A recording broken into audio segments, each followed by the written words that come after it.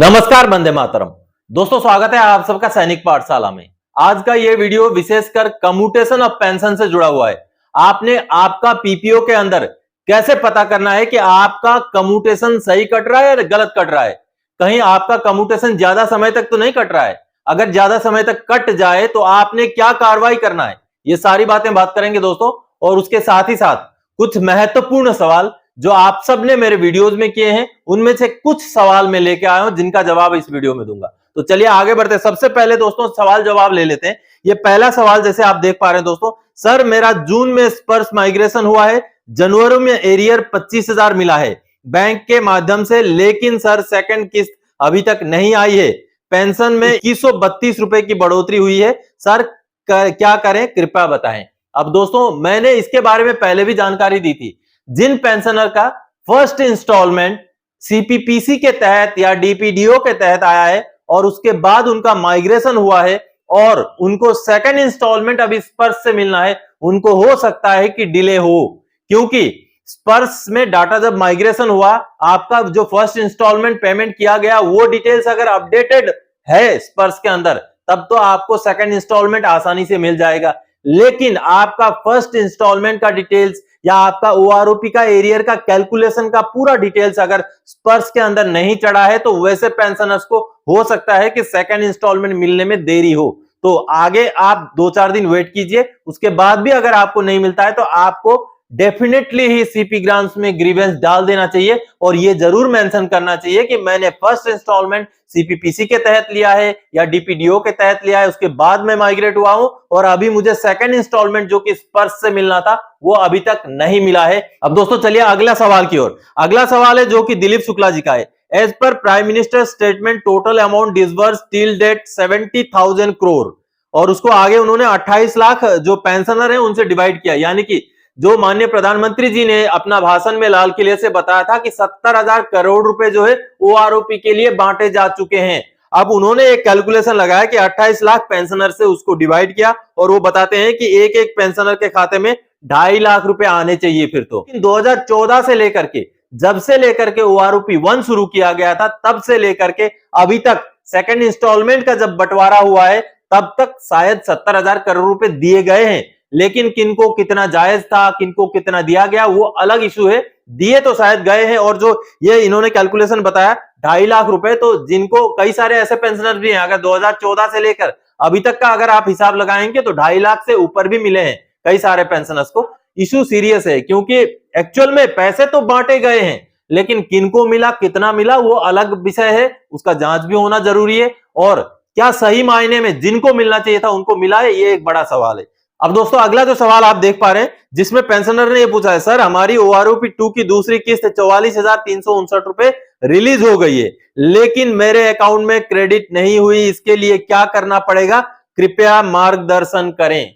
तो दोस्तों इसमें ऐसा हो सकता है कि आपको जो है मैसेज स्पर्श की तरफ से तो आ गया कि आपको जो है 44,359 रुपए ओआरओपी 2 का एरियर मिल रहा है सेकंड इंस्टॉलमेंट, लेकिन हो सकता है बैंक की तरफ से मैसेज आपको ना आ पाया हो। आप अपना अकाउंट स्टेटमेंट चेक कर लीजिए, एक बात। दूसरी बात ये भी हो सकती है कि कोई आपका रिकवरी हो, जो आपको मैसेज तो दे दिया गया लेकिन बाद में क्रेडिट करते समय हो सकता है कुछ रिकवरी आपका बन रहा हो, जिसकी वजह से रिकवर कर लिया गया हो और आपको जो है एरियर ना मिला हो सेकंड इंस्टॉलमेंट।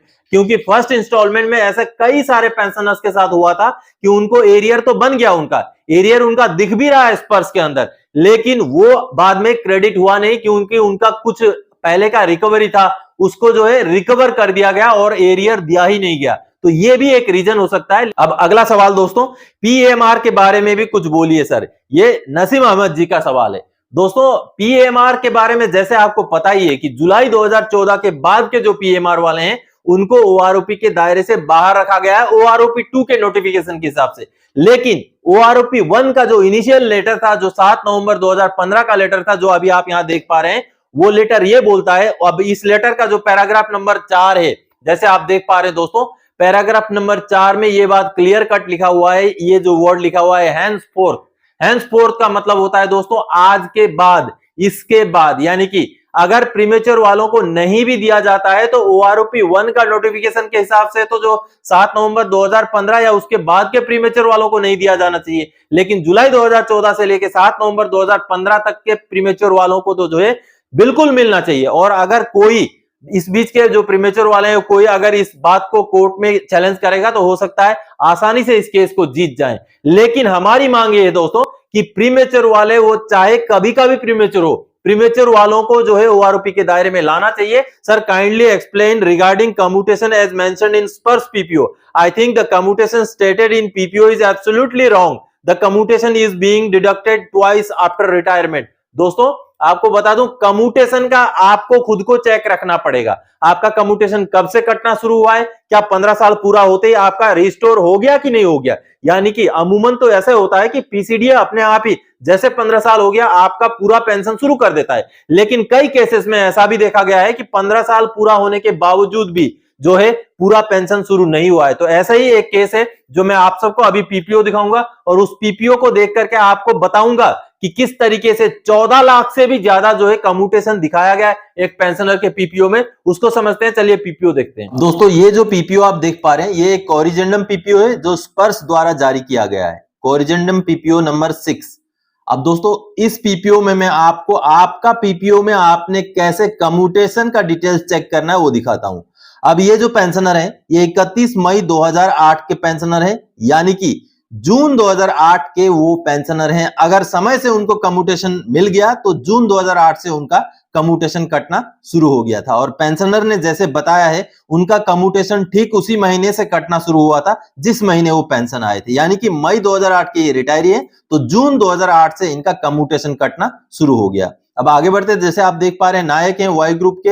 अब आगे कुछ डिटेल्स हैं, ये 21 साल 11 दिन 11 महीना 25 दिन के जो उनका क्वालिफाइंग सर्विस है, यानी कि 22 साल वाले नायक हैं ये। आगे आप देखिए दोस्तों, ये जो डिटेल्स आप देख पा रहे हैं यहां पर कुछ डिटेल्स हैं, चलिए वो आप देखते रहना। लेकिन जो महत्वपूर्ण बात है इस पीपीओ का, वो सबसे महत्वपूर्ण बात आपको मैं यहां पर दिखाता हूं दोस्तों। जैसे अभी आप देख पा रहे हैं कम्यूटेशन डिटेल्स। अब ये जो कम्यूटेशन डिटेल्स है उनको 3 बार कम्यूटेशन मिला है, ये सच्चाई है, उनको 3 बार कम्यूटेशन मिला है। एक बार मिला है जून 2008 से शुरू हुआ है, जबकि यहां अगस्त 2008 लिखा हुआ है और पेंशनर का कहना है कि उनको जून 2008 से ही जो है डिडक्शन कम्यूटेशन का शुरू हो गया। तो अभी अगस्त महीना शुरू हो चुका है 2023 का, जबकि उनको मई 2023 तक कटना चाहिए था कम्यूटेशन और जून 2023 से उनका पूरा पेंशन आना चाहिए था। ये वाला कम्यूटेशन का डिडक्शन खत्म हो जाना चाहिए था, लेकिन उनके साथ ऐसा नहीं हुआ। तो उन्होंने आगे क्या कार्रवाई करना मैं उनको बता दिया है और उन्होंने वो कार्रवाई कर लिया है। अब यहां पर और सबसे महत्वपूर्ण बातें दोस्तों, ये जो अमाउंट आप देख पा रहे हैं, ये जो अमाउंट है 4,91,437 रुपए, तीनों बार उनको कम्यूटेशन मिला है। क्या 4,91,437 रुपए उनको मिला है? ये एक बहुत बड़ा सवाल है। आप देखिए उनको दूसरी बार कम्यूटेशन 28 अप्रैल 2012 को सैंक्शन हुआ है और तीसरी बार जो उनको कम्यूटेशन मिला है वो है 4 मई 2021 को, यानी कि कम्यूटेशन रिवाइज हुआ है, कम्यूटेशन उनको मिला है, ये सच्चाई है। कम्यूटेशन पहले जो मिला था 4,91,437 रुपए, ये भी सच्चाई है। लेकिन जो दूसरी बार कम्यूटेशन मिला दोस्तों, ये अमाउंट इतना नहीं है और तीसरी बार उनको जो कम्यूटेशन मिला है वो भी अमाउंट इतना नहीं है। यानी कि देखिए जब उनका स्पर्श में माइग्रेशन हो गया, उनका स्पर्श में माइग्रेशन हुए लगभग 1 साल हो चुके हैं, 1 साल से भी शायद ज्यादा हो चुके हैं। लेकिन अब ये जो तीनों आंकड़ा अगर आप जोड़ेंगे तो हूबहू इसका टोटल जो 14,74,311 रुपए बनता है, ये यहां भी दिया हुआ है। यानी कि गलती सिर्फ यहां नहीं है। चलिए यहां तो सिस्टम ने 2 बार 3 बार ले लिया एक ही अमाउंट को, वो अलग बात है, लेकिन इस अमाउंट का टोटल भी यहां ले लिया। आप देखिए capitalize value of pension amounting to 14,74,311, यानी कि उनको जो कम्यूटेशन मिला, पीपीओ बोल रहा है उनको 14,74,311 रुपए कम्यूटेशन मिला, जबकि ऐसा नहीं है। उनको पहली बार में 4,91,000 मिला था, दूसरी बार में कुछ छोटा मोटा अमाउंट और तीसरी बार में भी छोटा मोटा अमाउंट ही मिला था, जो कुल मिलाकर के उनका 5.5 लाख के करीब कम्यूटेशन बन रहा था। लेकिन आप देखिए किस तरीके से जो है पीपीओ में इस तरीके से चढ़ा दिया गया है। और दूसरी आपने ये गलती देखी कि ये जो कम्यूटेशन उनका डिडक्शन मई 2023 में खत्म होना था, जो अभी भी चल रहा है, इसके लिए भी उन्होंने ग्रीवेंस डाला है। और ये जो चीजें हैं अब इनको ये ग्रीवेंस डालना चाहिए कि अगर मेरा 14,74,311 रुपए कम्यूटेशन बनता था, कम्यूटेशन का अमाउंट, तो मुझे तो सिर्फ 5 ही लाख मिला है। तो जो बचा हुआ 14 जो भी बचता है, 9 लाख के करीब जो बचता है, वो सारा कम्यूटेशन का पैसा मुझे दिया जाए, तब जाकर के स्पर्श के तरफ से आपको ये जवाब आएगा कि ये गलती से हुआ था। तो आपको भी इस तरीके से आपका पीपीओ चेक करना चाहिए दोस्तों, क्योंकि कम्यूटेशन का जो डिडक्शन होता है ना दोस्तों, उसी हिसाब से कहीं आपका ज्यादा ना हो जाए, उसी हिसाब से कहीं ज्यादा समय तक ना हो जाए, ये सारी चीजों को चेक आपको रखना पड़ेगा। तो दोस्तों आप सबने देखा कि किस तरीके से आपको आपका कम्यूटेशन का चेक रखना जरूरी है, क्योंकि अगर आप कम्यूटेशन का चेक नहीं रखेंगे तो हो सकता है आपका समय खत्म भी हो जाए और कम्यूटेशन कटता रह जाए। तो इसके लिए आपको जागरूक होते रहना पड़ेगा। और ऐसा अगर किसी के साथ होता है या आपका कोरिजेंडम पीपीओ में इस तरीके से गलत तरीके से कम्यूटेशन को जोड़ करके इतना ज्यादा अमाउंट 14-15 लाख दिखाया गया है, तो उसके लिए भी आपको तुरंत ही सीपी ग्राम्स में ग्रीवेंस डालना चाहिए, ताकि आपका डाटा सही हो जाए और आपका आने वाले समय में जब भी कम्यूटेशन कटना बंद होना चाहिए, तब आपका कम्यूटेशन कटना बंद हो और आपको सही पेंशन आगे आने वाले समय में मिलता रहे। तो दोस्तों आज के इस वीडियो में इन्हीं जानकारियों को लेकर आया था। आगे और कोई जानकारी था कि आपसे सरोकार रखने वाला विषय लेकर मैं फिर से हाजिर हो जाऊंगा। तब तक के लिए जय हिंद दोस्तों।